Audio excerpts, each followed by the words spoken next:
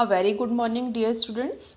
History के last period में हमने लेसन नंबर 1 में सोर्सेज ऑफ हिस्ट्री पढ़ा था, वो हमारा कंप्लीट हो चुका था।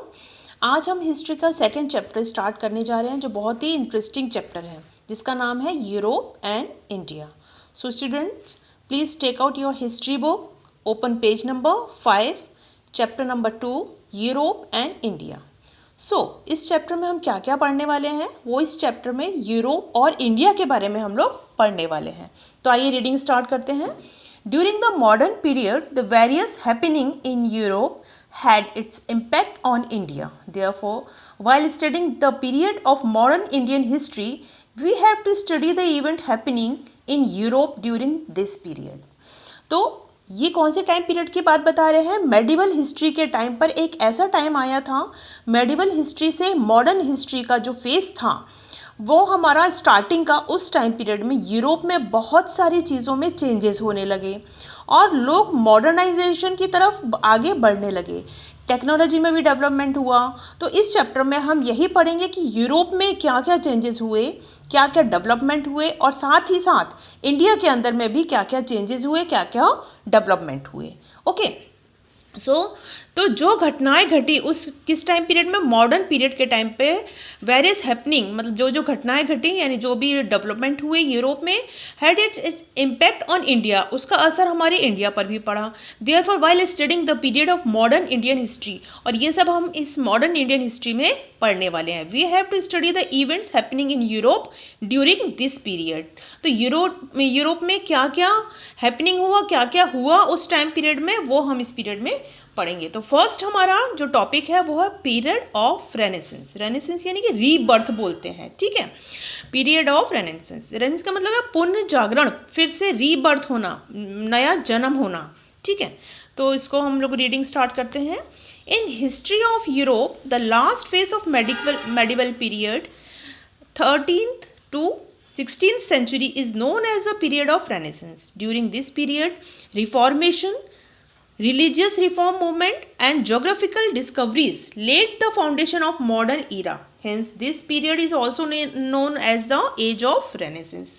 तो वो क्या बता रहे हैं कि in this period of Europe, कौन सी पीरियड की बात बता रहे हैं? यूरोप में last phase of medieval period, medieval period के आखिरी चरण में 13th सेंचुरी से लेके 16th सेंचुरी का जो पीरियड है is known as a period of renaissance. इस पीरियड को, कौन सा पीरियड याद रखिएगा, ये एग्जाम में आ सकता है, 13th सेंचुरी से 16th सेंचुरी के बीच का पीरियड रेनेसेंस पीरियड के नाम से जाना जाता है। During this period reformation, religious reform movement and geographical discoveries led the foundation of modern era. तो अब इस पीरियड में क्या क्या चेंजेस हुए? रिफॉर्मेशन हुए यानी बहुत सारे सुधार हुए, रिलीजियस रिफॉर्म यानी कि हमारी जो धार्मिक है उसमें भी बहुत सारा सुधार हुआ, मूवमेंट एंड जोग्राफिकल डिस्कवरीज यानी भौगोलिक डिस्कवरीज यानी खोजें भी हुई बहुत सारी, and led the foundation of the modern era. और इन सभी डिस्कवरीज से, इन सभी खोजों से मॉडर्न ईरा की नींव रखी गई इस पीरियड में। Hence this period is also known as the age of renaissance, और इसी वजह से इस पीरियड को किस नाम से जाना गया है? एज ऑफ रेनेसेंस के नाम से जाना गया है, ठीक है। During this period in the field of art, architecture, philosophy, etc., there was a revival of Greek and Roman tradition, which gave momentum to an overall development during the Renaissance. Humanitarianism was given great impact. तो क्या बोल रहे हैं इस period के time पे? In the field of art. अब ये पीरियड के टाइम पे यूरोप में बहुत ढेर सारे डेवलपमेंट हुए। अब किस किस फील्ड में डेवलपमेंट हुए वो आपको बता रहे हैं। आर्ट में डेवलपमेंट हुआ, आर्किटेक्चर में डेवलपमेंट हुआ, फिलॉसफी यानी कि लोगों की विचारधारा में बदलाव आया, लोगों के विचारों का अध्ययन जो रहते हैं फिलॉसफी, उसमें भी चेंजेस आया। There was a revival of Greek and Roman tradition.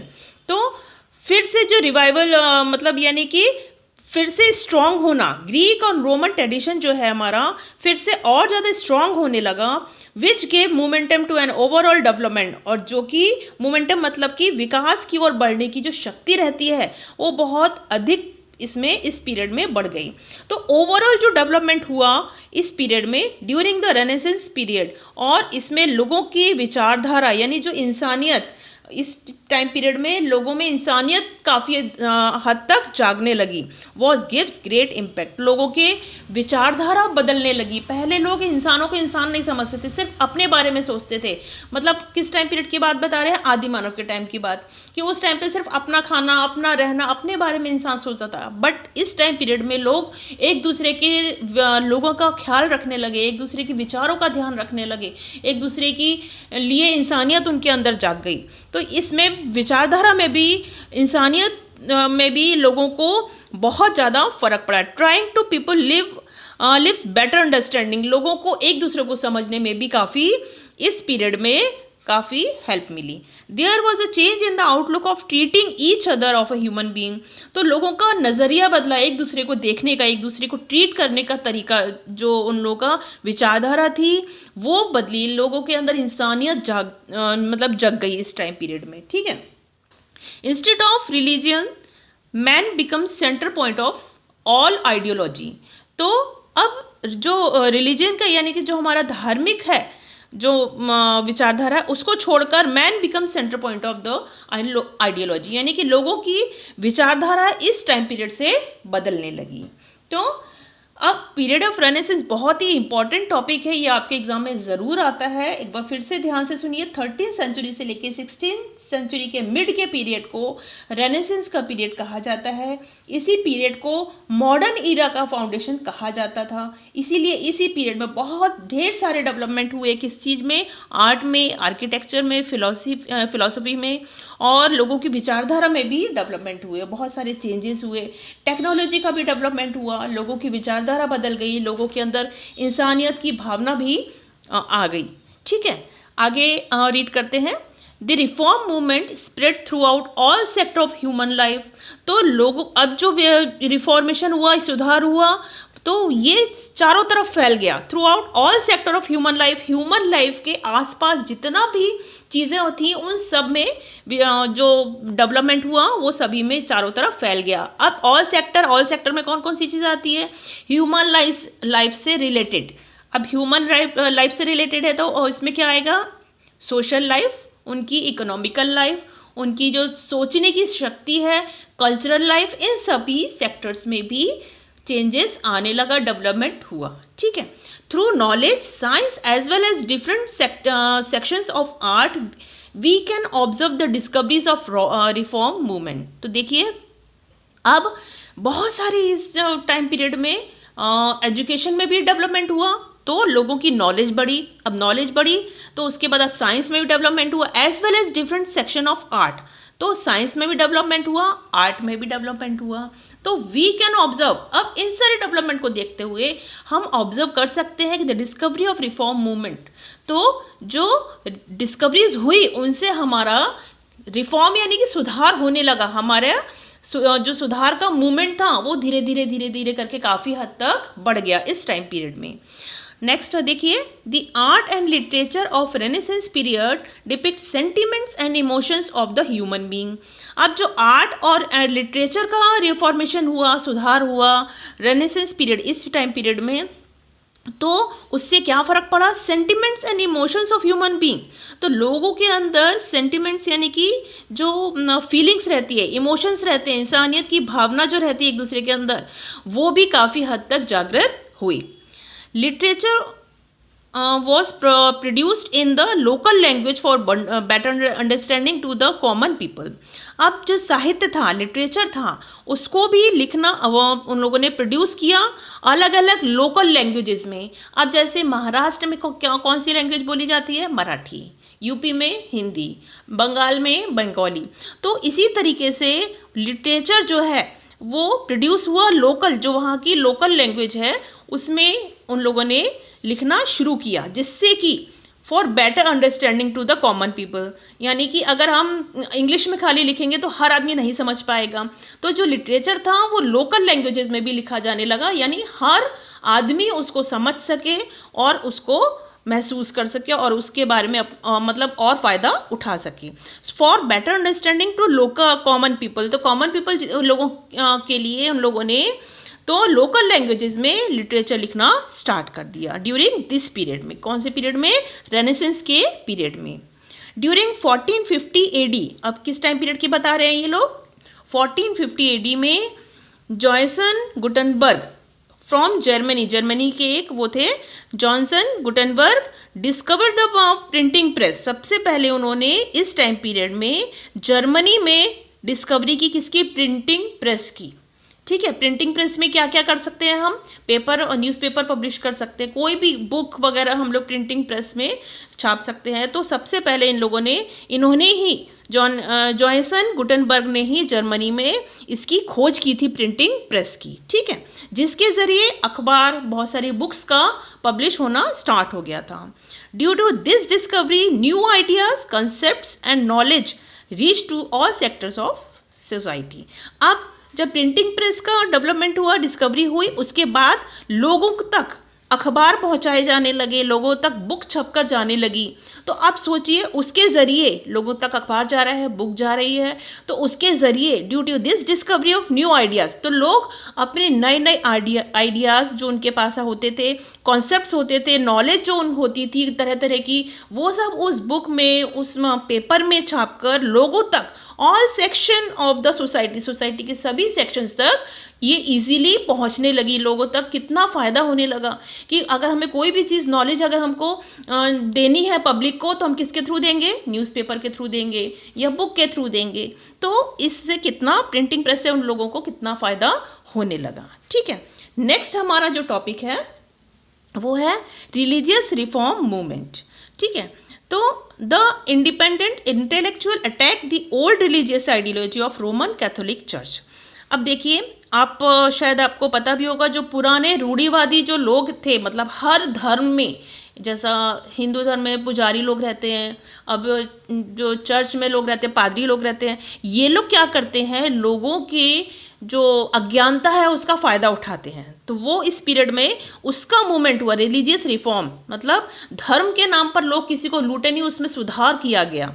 तो the independent intellectual attack the old religious ideology of Roman Catholic church. तो यहाँ पर जो इंडिपेंडेंट यानी कि जो पूरी स्वतंत्र रूप से बुद्धिजीवी थे, उन्होंने अटैक किया द ओल्ड रिलीजियस आइडियोलॉजी। तो जो पुरानी विचारधारा वाले जो लोग थे, जो मानने वाले लोग थे चर्च के, उनके ऊपर अटैक किया। The Christian priest were taking advantage of the ignorance of the people. तो अब जो क्रिश्चियन प्रीस्ट यानी कि जो पादरी लोग थे, वो टेकिंग एडवांटेज, वो किसका फ़ायदा उठाने लगे, of the ignorance of the people, लोगों की अज्ञानता का, मतलब लोगों को इतना नॉलेज नहीं था उसका, वो लोग फ़ायदा उठाने लगे।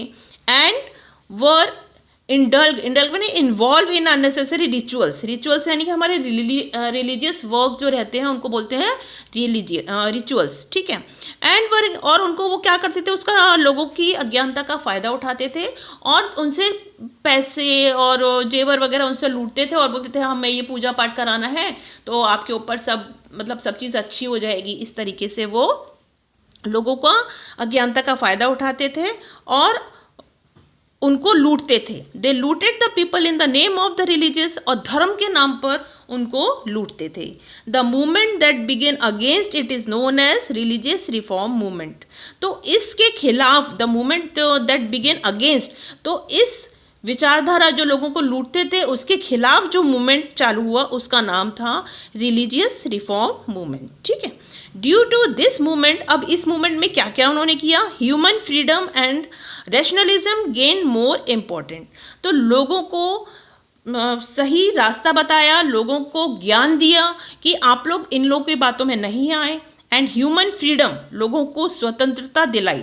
एंड लोगों की रैशनलिज्म यानी कि तर्कवाद, उनको तर्क और वितर्क करने के उनको में डिफरेंस बताया और उनको समझाना शुरू किया। गेन मोर इम्पोर्टेंस, इस टाइम पीरियड में बहुत इंपॉर्टेंट रोल प्ले करता है। ओके, अभी देखिए यहाँ पर एक पिक्चर आपको दिख रही है लेफ्ट हैंड साइड में, लियोनार्डो डा विंसी, बहुत ही इंपॉर्टेंट पर्सन है ये इस टाइम पीरियड में, पीरियड ऑफ रेनेसेंस में इनका बहुत ही इंपॉर्टेंट रोल है। बहुत ही फेमस थे ये, किस चीज़ के लिए वो मैं आपको बताई, बहुत सारी चीज़ों के लिए ये फेमस थे। पिक्चर भी बनी हुई, देखिए इनकी फ़ोटो है यहाँ पर, लियोनार्डो डा विंसी इनका नाम था। He is recognized as an all round personality of the period of renaissance. अब इनको किस नाम से पहचाना जाता है? All round personality of the period of renaissance. Renaissance के टाइम पर इनकी जो पर्सनैलिटी थी ऑल राउंड थी, यानी कि अगर कोई आदमी मतलब कोई पर्सन या कोई स्टूडेंट भी मान लीजिए अगर इसको गाने का शौक है तो वो सिंगिंग में बोलेंगे एक्सपर्ट है, कोई डांस में रहता है, किसी को पेंटिंग का शौक रहता है, लेकिन ये एक ऐसे पर्सन थे, ये ऑल राउंडर थे। तो he was well versed in different branches of the science and art, मतलब इन ये साइंस और आर्ट के भी डिफरेंट जो ब्रांचेज हैं वो भी इन्होंने ओपन किए और पढ़ाना शुरू किया। He had mastery over varied subject, और इनको बहुत सारे सब्जेक्ट में मास्टरी थी इनकी, सच एज स्कल्पचर यानी मूर्ति बनाना, ये उसमें भी मास्टरी थे इनके, आर्किटेक्चर में भी मास्टरी थी इनकी, मैथमेटिक्स में भी मास्टरी थी, इंजीनियरिंग भी इन्होंने किया था, म्यूजिक में भी इनकी मास्टरी थी, एंड एस्ट्रोनॉमी। अब देखिए कितने ढेर सारे सब्जेक्ट हो गए, sculpture, architecture, mathematics, engineering, music and astronomy. तो इन सब में इन्होंने मास्टरी हासिल की थी। But he became world renowned as a painter, लेकिन ये किसके नाम से फेमस थे? एक बहुत ही फेमस पेंटर के नाम से फेमस थे। His painting of Mona Lisa and the last supper become immortal. तो इनकी दो पेंटिंग जो बहुत ज़्यादा फेमस थी, शायद आपने भी नाम सुना होगा, मोनालिसा एक लेडी का इन्होंने पेंटिंग बनाई थी, बहुत ही फेमस पेंटिंग थी वो, शायद आपने भी देखी होगी मोनालिसा की पेंटिंग। वो इतनी फेमस थी कि आज कई करोड़ों अरबों में वो शायद उसकी इसमें बिकती होगी। And the last super became immortal, जो आज भी अमर, इतनी सुंदर दिखती है वो पेंटिंग, शायद आपने देखी होगी। तो ये Leonardo da Vinci renaissance period के सबसे इम्पॉर्टेंट पर्सन माने जाते हैं। इस पीरियड में उन्होंने साइंस और आर्ट के ब्रांचेस बनाना शुरू कर दिया था, जिससे एजुकेशन फील्ड में काफ़ी डेवलपमेंट हुआ, और इस फील्ड में उन्होंने मास्टरी भी हासिल कर ली थी। वो कितने टैलेंटेड इंसान थे वो आपने ये पढ़ के देख ही लिया होगा, इसलिए ये बहुत ही इम्पोर्टेंट पर्सन इस पीरियड के, रेनेसेंस पीरियड के माने जाते थे। ठीक है, तो आज के लिए आई थिंक इतना काफ़ी है। तो आगे का जो चैप्टर है वो हम नेक्स्ट पीरियड में कंटिन्यू करेंगे। आप लोग ध्यान से पूरा चैप्टर फिर से पढ़िए, ताकि नेक्स्ट जो मैं आगे का एक्सप्लेन करूँगी तो वो आपको और अच्छे से इजीली समझ में आ जाए। Okay student, thank you, have a nice day.